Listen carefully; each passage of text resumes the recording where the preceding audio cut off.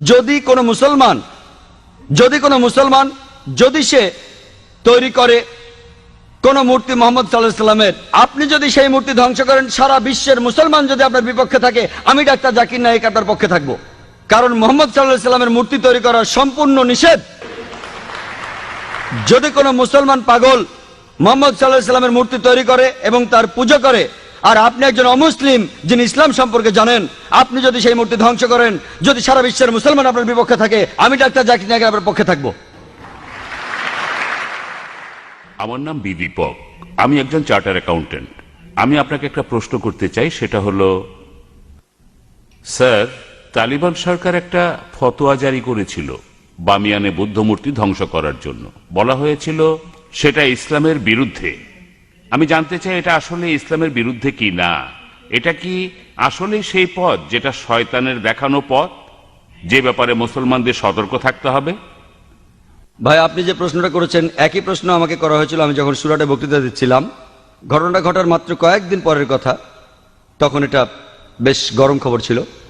তালেবানরা ধ্বংস করছিল সেই সময় বামিয়ানের বুদ্ধ মূর্তিগুলো। ভাই আমাকে প্রশ্ন করেছেন যে এটা কি ইসলামের বিরুদ্ধে ইত্যাদি। একই প্রশ্ন আমাকে একজন অমুসলিম জিজ্ঞাসা করেছিল সুরাটে, যে কাজটা ঠিক না ভুল।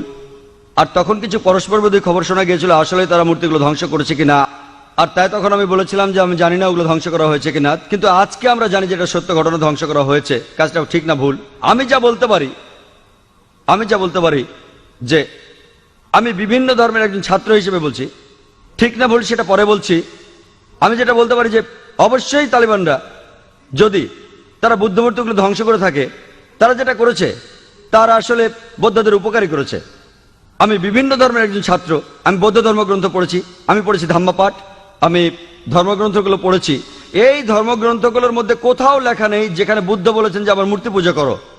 বুদ্ধ কখনোই বলেননি যে বৌদ্ধরা মূর্তি পূজা করবে। মূর্তি পূজা পরে চালু হয়েছে। আমি যেটা বলতে পারি বিভিন্ন ধর্মের একজন ছাত্র হিসেবে, ঠিক না ভুল সে ব্যাপারে পরে আসছি।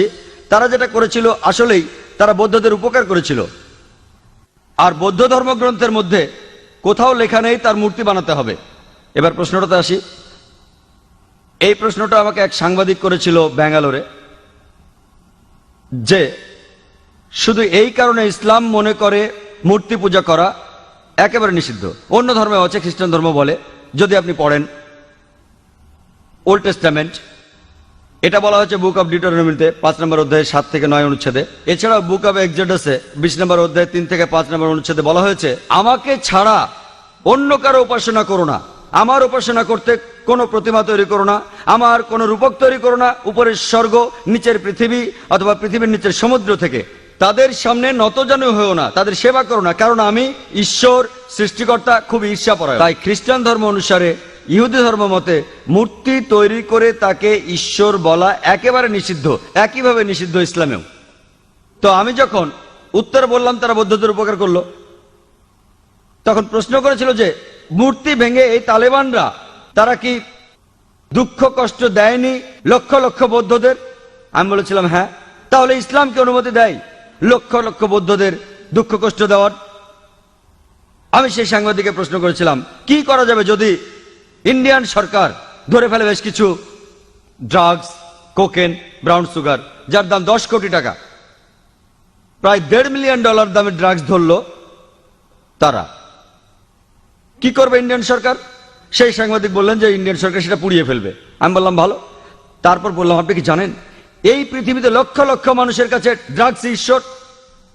তাহলে আপনি কি ইন্ডিয়ান সরকারের সাথে একমত হবেন না, তাদের বিপক্ষে যাবেন যে তারা ধ্বংস করেছে লক্ষ লক্ষ মাদক সেবীদের ঈশ্বরকে?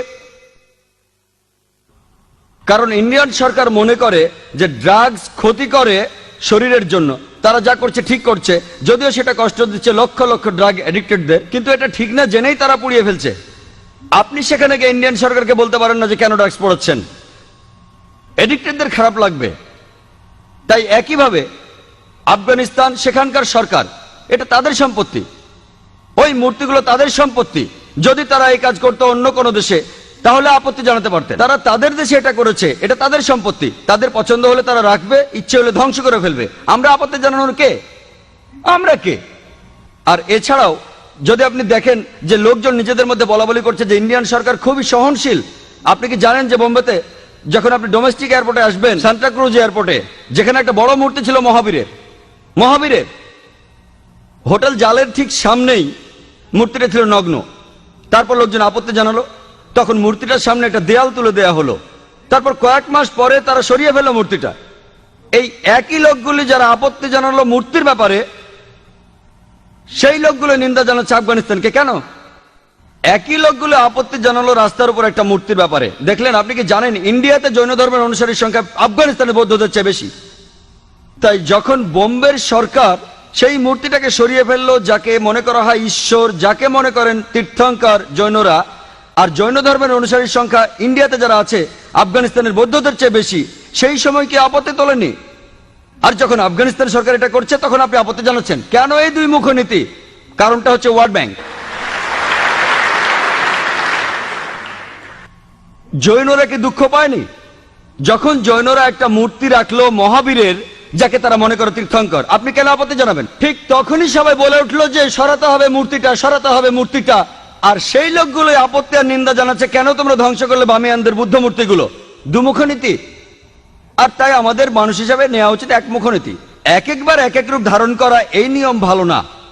আমি যেটা মনে করি এটা তাদের সম্পত্তি। ধরেন একজন অমুসলিম একটা বাড়ি কিনলো, সেই ঘরের মধ্যে খোদাই করা আছে কাবা শরীফ। ধরেন কাবা শরীফ, যদি সেই অমুসলিম কাবা শরীফ পছন্দ না করে আর সেটা ঢেকে ফেলে, কে আপত্তি জানাবে? যদি কেউ। আর বিশ্বাস করেন, যদি কোনো